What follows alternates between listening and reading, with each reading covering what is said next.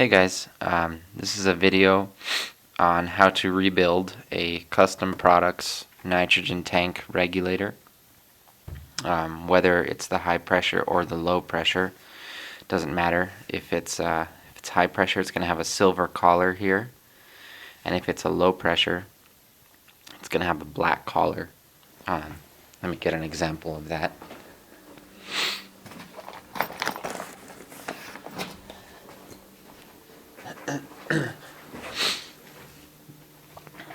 Okay, here's another nitro tank, and you can see that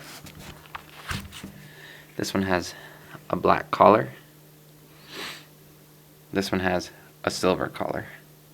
Now we're not concerned with this area or the top area either, just the collar. So silver is high pressure, black is low pressure. Now I found that a common issue with these regulators is that they always develop leaks out of this little pinhole here, right next to the fill nipple, right above the fill nipple. It's kind of hard to see on camera, but yeah, there's a little hole right there. That's like a pressure relief valve, and that starts to vent air when some of the internal O-rings have gone bad. And like I said, it's a very common problem. It seems to always happen on these, and most people don't even want to take the time and effort and knowledge to fix these, and it's such a simple fix. Custom Products sells these regulator rebuild kits. Make sure that you get the rebuild kit for the on-tank regulator, not the inline regulator. The inline regulator is the one that they make for guns. You want the on-tank regulator. It's like $15 on, like Custom Products website and A&S Gear and Action Village and stuff like that. So I ordered one just to see what would come in it, and it's the O-rings that are in there you can get anywhere, like at a hardware store or Home Depot or whatever. But it does come with a few other components that are, I guess, like specific to Custom Products, so I guess those other little pieces would be hard to find. So I mean, it's expensive at $15, but it's much better than buying a new regulator. Anyway, here's the kit. You can see it comes with a few O-rings, a couple of burst disc washers, a screen, and a couple of little metal parts for the regulator. But let's get down to tearing this apart. These are both actually leaking out of the pressure relief valve. This one, it leaks, but like for a second, and then if you continue to fill it, the leak stops. So it's like the O-ring seats and seals, and it goes away. So I guess this one doesn't quite need it yet, so I'm going to procrastinate and not do that one quite yet. And it's unfortunate because these regulators are like $100, and they seem to constantly need rebuilds. But this black one I bought used, just because I like this tank so much. It's a peanut tank. It's I believe it's like a 48 or a 50 cubic inch, 4,500 psi. So it's small and stubby, yet it holds a lot of air. So yeah, so tearing this regulator apart, let's get to that. First of all, you want to make sure the tank is empty, absolutely empty. Don't do any work on these tanks unless they are empty. You want to remove your thread protector if you have one. Let's set that aside. Fill nipple, you don't really have to remove unless you're replacing the fill nipple. I'm just going to leave this one on because we're not messing with that.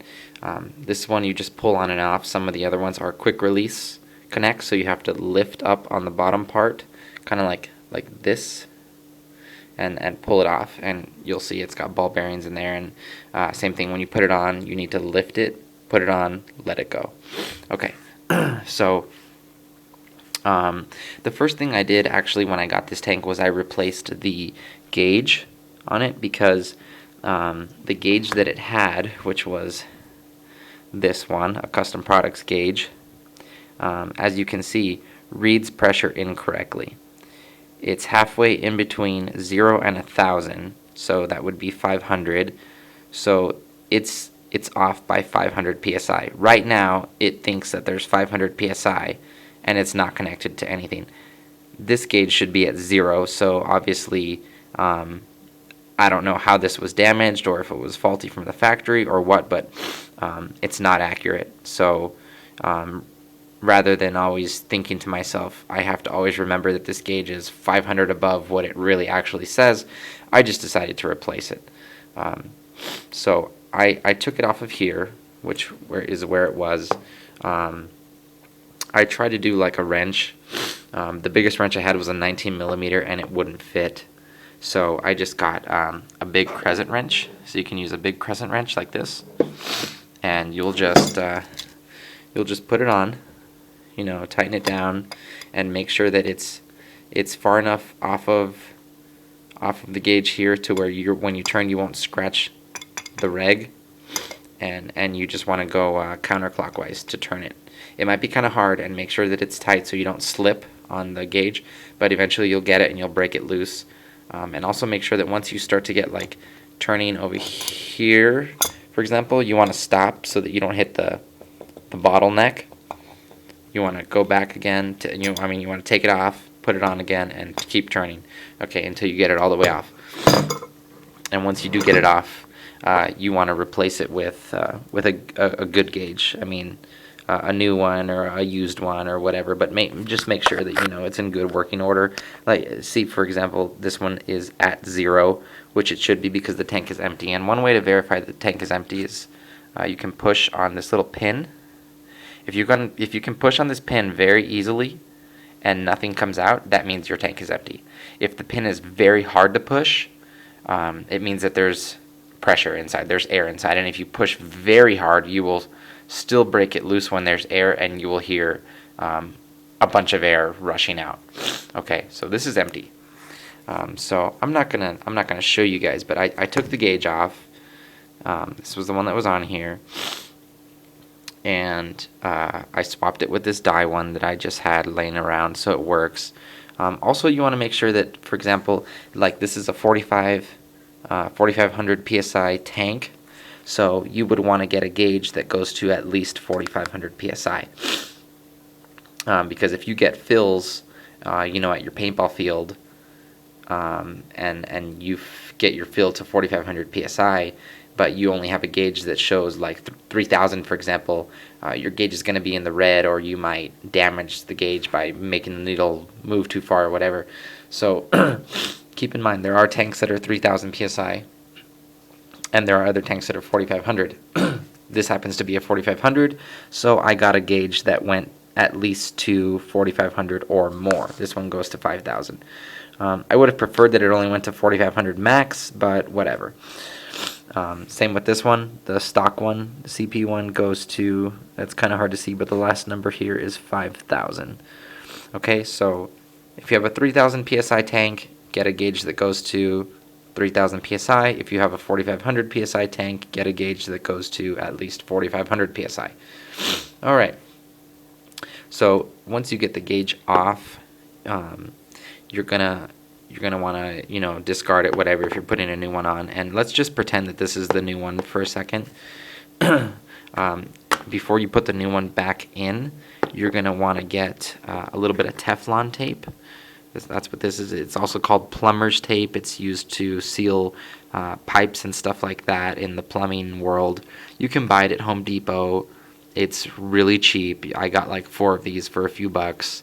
If you buy it at a paintball store or like online or something like that, you're probably going to end up paying more because of shipping, or because it's just a paintball store. But this stuff is readily available at Home Depot and Lowe's and Ace Hardware and places like that. It's used by plumbers all the time.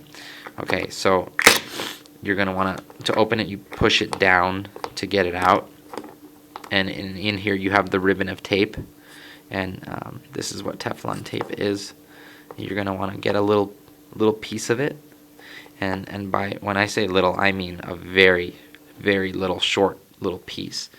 Hang on one second. Let me set this down.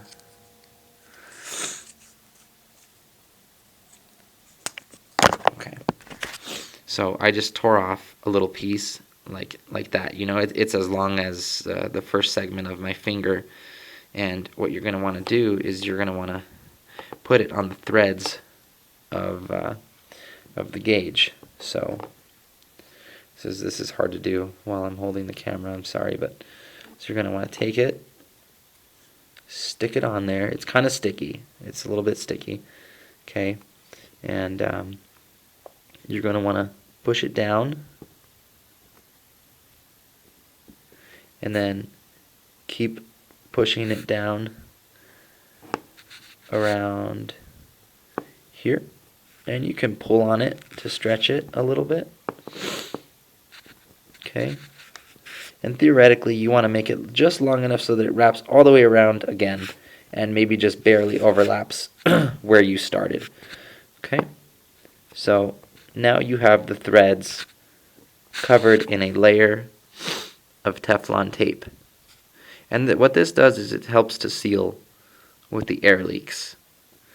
So once you have that done, you're going to want to take it and screw it back into your tank very carefully, of course. Make sure that your threads are aligned, that you're not going to strip it, that it goes in nice and smooth, all that good stuff, okay? And turn it in, you know, pretty good. Give it a few turns and make sure that when you tighten it up, you're not going to be able to do it finger tight after a while. So you're going to want to get the crescent wrench again, and you're going to want to tighten it up, okay? Snug it up. And once it starts to get snug, it's not going to align correctly. It's going to be maybe like that, okay? So you're going to take the crescent wrench and keep going and keep going and keep going and keep going until it is right side up like that. Once it's right side up, you can stop, and because that's how you want it, okay? You want it oriented like that so that you can read it correctly.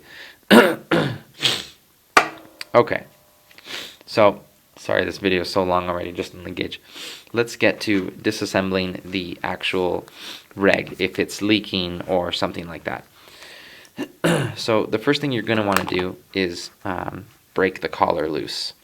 And I already broke this one loose, but again, you would take a big enough wrench if you have one, or I don't, so I used a crescent wrench, okay? And you tighten it down, and you're going to want to go counterclockwise to break it loose and loosen it. And once you do that, you can unscrew it. It only goes to a certain point. It only goes to right there. That's normal, okay? Then you're going to want to take an Allen key. I don't know what size this is. Please don't ask me. You'll just need to get a set and see which one fits in here. Okay, there's two lock screws. There's one here, and there's one on the other side. This is just an extra safety precaution to hold the the regulator in place. Okay, so same thing. You're going to want to break these loose. I already broke these loose, but you know, and then you're gonna take it out. There it is, this little set screw, and just set it aside. And we're gonna go to the other side, and we're gonna do the same thing. We're gonna unscrew this little set screw. Okay, there it is. You see, it's very small. It's still attached to the Allen key. It's very small. Set it down. Don't lose these. These are very important. Set our Allen key down. Okay. So now this reg is technically loose, so you don't want to pressurize it or anything when it's like this. So now we need to get back on the collar with our crescent wrench. Okay, and we need to turn counterclockwise and break it loose.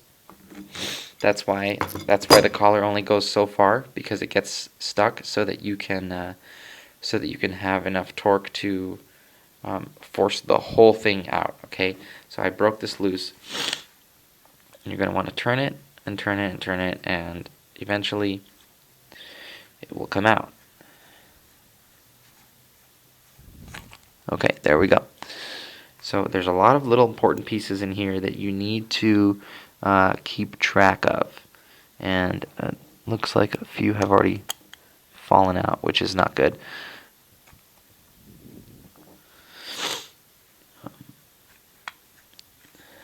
I'm going to see if I can try and align these.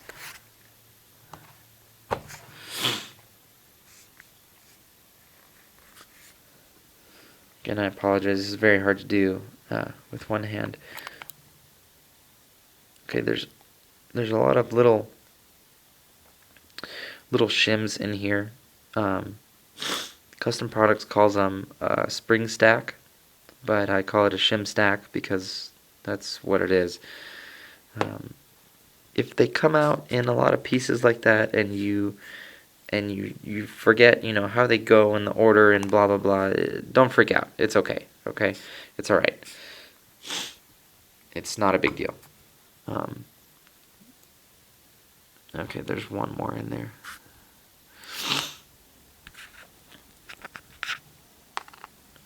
There's a diagram on Custom Products website that shows you exactly how these go back into place.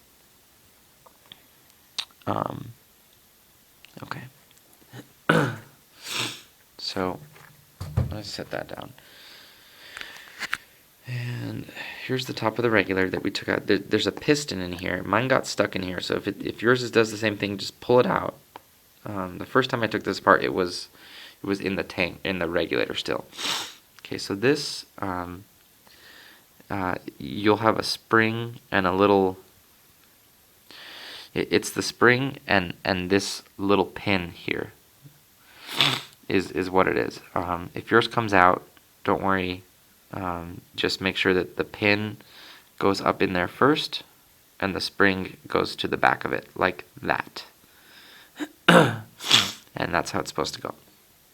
Again, if you can't figure this out, just go on the Custom Products Paintball website, and they have downloads and PDFs there that show you how this goes. Oh, well, there it is. It fell out, so I can show you guys now. That's what it is. Okay, this pin, that's what was sticking out through here. See, it's not there anymore. So I'm going to put these parts in such a way that they are kind of in a line of the order that they go in. So this doesn't want to stay. Yeah, we'll just do that. Okay, so it's, for example, it's the reg and then the spring and the pin. These are the set screws. We'll just set these aside. And then it goes like this.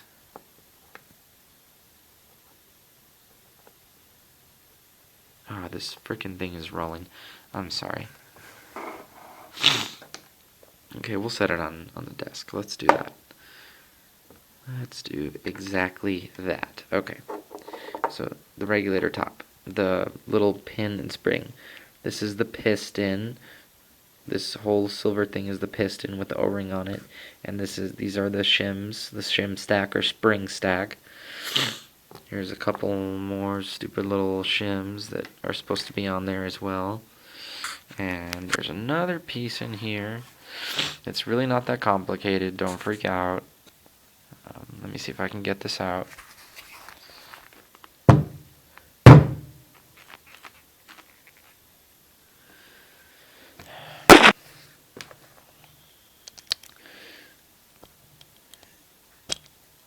If your spring stack plate is spring stack floor, this golden brass piece is stuck in there, I just took the Allen key and I was kind of just like flicking it, like prying it out. Or you can just try smacking it on a table or whatever, but the first time it just came out on its own, but this time I had to kind of flick it out with the Allen key. Not a big deal. So let's get that piece. Okay. It's important that goes like that. If you put it in wrong, you won't be able to screw the top on, so it's kind of foolproof. Okay, you can only put it together one way and have it all work. So the first time I actually flipped it like that, and I couldn't screw the whole thing back on. So eventually I figured out that something was wrong. So I turned this piece around, so it goes like that. Okay. And then there's one last little piece in here.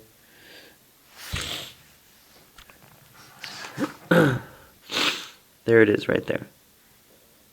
Okay. Yours might look a little different, but it's overall going to be the same little thing. The smooth cylindrical end goes down, and the sort of triangular piece with sides goes on top, or goes up, I should say. So that goes like that. Now, and that's it. In there is empty. It's hard to see, but yeah, it's empty. So that's it right there. 1, 2, 3, 4, 5, 6. Basically 6 pieces. And if it's leaking from the pressure relief valve, the problem is the O-rings on the piston and the spring stack floor or shim stack floor. This is the shim stack floor because this is where the shims rest on when the piston is in here. See, and the pistons press up against this flat area. So you've got one O-ring here.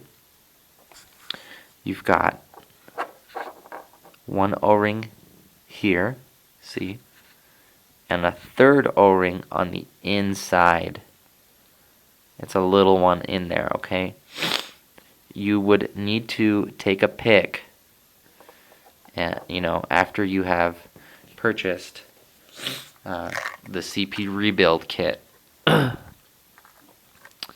and replace the appropriate O-rings. I forget what sizes these are. This is like it's like 217. This is a 17. This is a 17, and then the one inside is a 12. I think. Don't quote me on that. Okay, you need to go and check. But you'll need to replace those.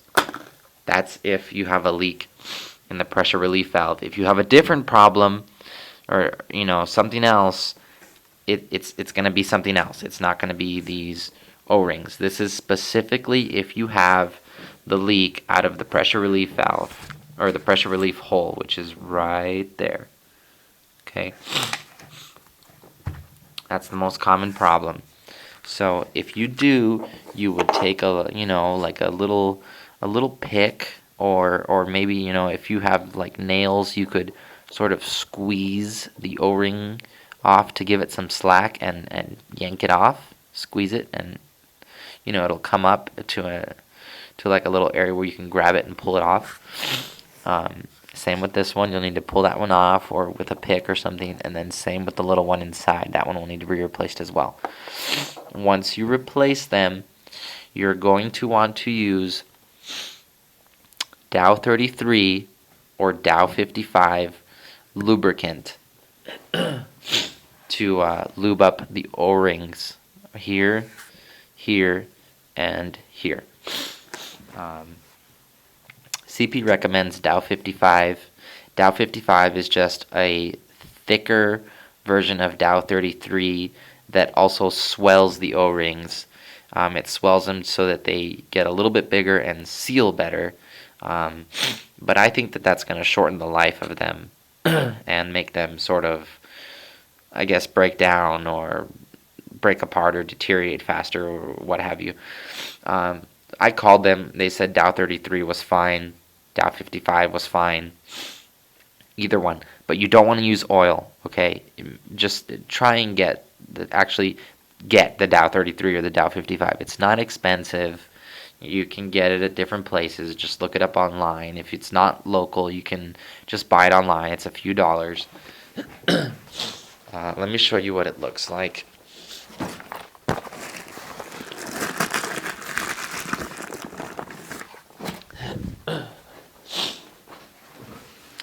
This tube that I have is a really old tube of Smart Parts Shocker Lube, which is basically Dow Corning 33, Dow 33 Lube. Dow Corning is the official name. Dow makes a lot of lubricants and oils and creams and stuff like that. But it has to be the 33 or the 55. Okay, and you want to use very little of this stuff. It goes a long way. I've had this tube for, like 10 years. I kid you not. I use it on my paintball guns as well. So you just want to squeeze a little bit out and get a little tiny bit on your fingertip. And then you're going to want to rub it around the O-ring and around this O-ring, and maybe put it on a Q-tip and rub it around, stick the Q-tip in there and rub it around that little tiny O-ring in there, okay? And once you do that, you're going to want to put it all back together. So, remember what I said. This piece, this little piece, will go in first. You can drop it in if you want. Just make sure that it drops in correctly. Okay. If it's not, you can sort of wiggle it around until it does fall in correctly. Remember, you want the sort of triangular edges to be up and the cylindrical smooth part to be down. And it did fall into place correctly once I wobble it around a little bit, okay? And then you are going to want to take the spring stack floor with your new O-rings that are lubed up, and it goes like this, okay? Not like that, like this. And same thing, you're going to want to drop it in, and you can push it in with your finger. It's only going to go so far, okay? Once it stops, that's it. Then I think this was the most complicated part. You're going to get ready to put in the piston and the little shim stacks, okay, the spring stack. The way these go is that they are they're sort of opposing each other, and I just dropped it and messed it all up. Okay, but for example, they all go the same way, and they're sort of what's the word?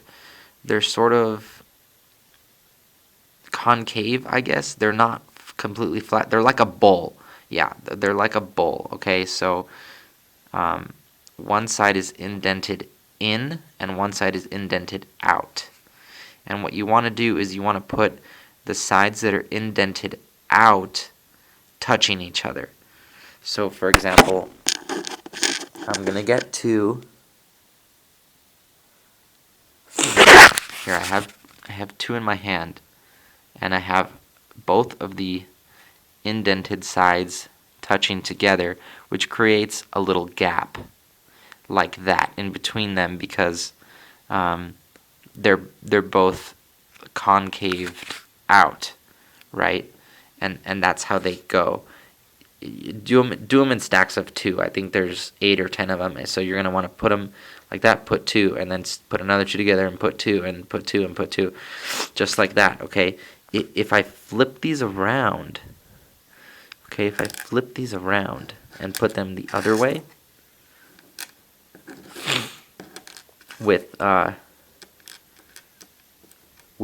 the bowls, let's call it the bowl bottoms facing out, look what happens. They almost sit together flush, okay? You don't want that. You want to flip them. You want a gap in between there. You want it to be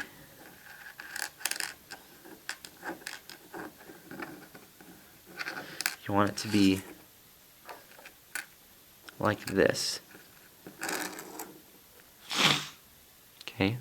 Like that. See, this is the closest they'll get to each other because the indented parts are both facing each other. So that's it. And what it does is it creates a little gap in between them. And that's how they go.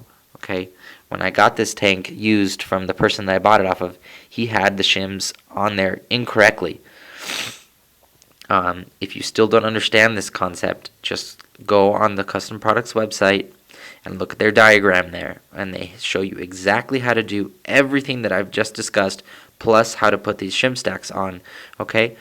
And once you put them all on, they all have to go like this, okay? They all go indents touching each other, and just do them in groups of 2. So there's 2, 4, 6, 8, 10, 2, 4, 6, 8, 10, 11. It looks like there's 11, I want to say. Hang on. 1, 2, 3, 4, 5, 6, 7, 8, 9, 10, 11, 12. No, I'm sorry, there's 12. Yeah, there's 12. Okay, so once you have them all back on, pretend these are all back on, okay? I'm not going to do it right now, but just pretend that these are all correctly on here. You're going to want to stick this in to where it goes down into the gold brass piece. If you're finding that you can't do this without the shims falling off of the piston shaft, do it the other way. Take that gold brass piece out and stick the brass piece and the piston in together, and then put them in. That way the shim stacks sort of stay in place, if you know what I mean. If you don't know what I mean, then I will try and show you. If I can get this piece out. Okay. Okay. So I got it out. Okay, so pretend, the little silver piece is still in there, and you're going to take this with all your pistons that we're going to pretend that are, or spring stacks that we're going to pretend are on here, and you're going to take it, and you're going to put it in there, and you're going to shove it together like that, okay? And then you're going to put it in like that. That makes it easier because then the spring stacks can't really move. Okay, and then after you put those in, then that's it. Then you want to just put this pin and spring, don't put it in here. Put it in here where the regulator top is. Just sort of drop it down with the pin first and the spring. Okay, and you can sort of push it into place. The way you know it's in is if the pin is protruding out right there. Okay, and then we're gonna, sort of put that in there. Okay, see, it fell into place again all on its own. And then we're gonna take our spring stack floor and piston and spring stack. And we're gonna drop it in, and that's it. It only goes that far. It sticks out a little bit. It protrudes from the top of the regulator. Okay, and this little cup, this bowl here, is where this spring is going to sit. The spring and the pin. Okay, the spring is gonna go there. So we're just gonna push it in, and we're gonna start to screw it in. Okay, start to thread it in. Keep it aligned. Make sure it's nice and smooth. Oh, you know what? Look, our pin fell through. Okay, so that's not good. So we need to take that out. Okay, there's our pin. Now it's back into place. You see, it keeps. Damn it! It keeps falling out. Okay, there it is. So let's sort of do this sideways so it can't fall down. So we'll do that. We'll screw it into place and make sure that the pin is still staying in place here. Again, pretend these shims aren't here. You put them all in earlier, right? You put them all in, okay? Yes. So you're going to screw it all the way in. Once you screw it in, get it as tight as you can. It's kind of hard because the threads will hurt your fingers. Maybe get a rag or something. And then once you get it as far as possible, a good way of seeing if you've got it in all the way is to look at these these set screw holes, there should be a previous mark from indenting into the metal when they were tightened down. If you can't see that little circle through there, that means that you don't have this turned all the way. Okay, it needs to be a little bit tighter. And let me show you what I'm talking about. Let's back this out a little bit. Okay.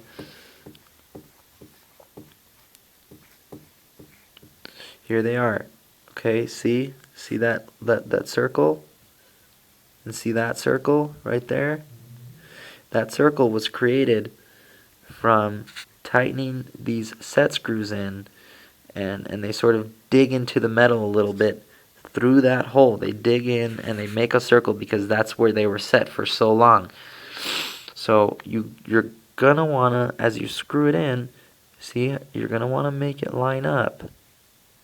See how they're going further down? Okay. See, there it is. You can see it right there through the hole. But I still got to keep going because this can tighten down more. Okay, there. See, there's the set screw, or the mark. There it is. Okay, boom. See how it's perfect? But we can still keep going. Okay, see, I'm almost to the point of where I can get it a little bit more.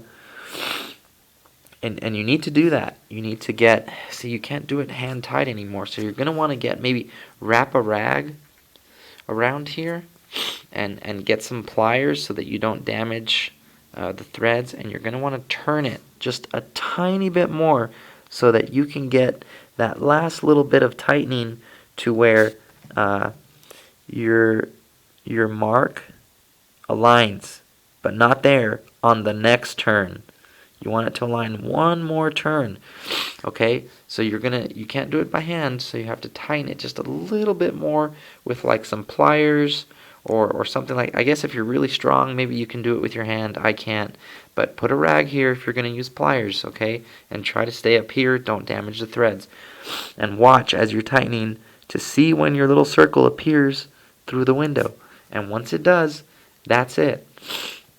Then you just want to put your set screws back in with your Allen key. You know, you just put it in and then you'll start screwing it in and snug it up. Don't over tighten it, just snug. And same thing with this side. You'll get the other one, put it in, tighten it, snug it up, and that's it. You're good to go. You have rebuilt your CP regulator and maybe even installed a new gauge face. Thank you very much. Sorry the video was so long.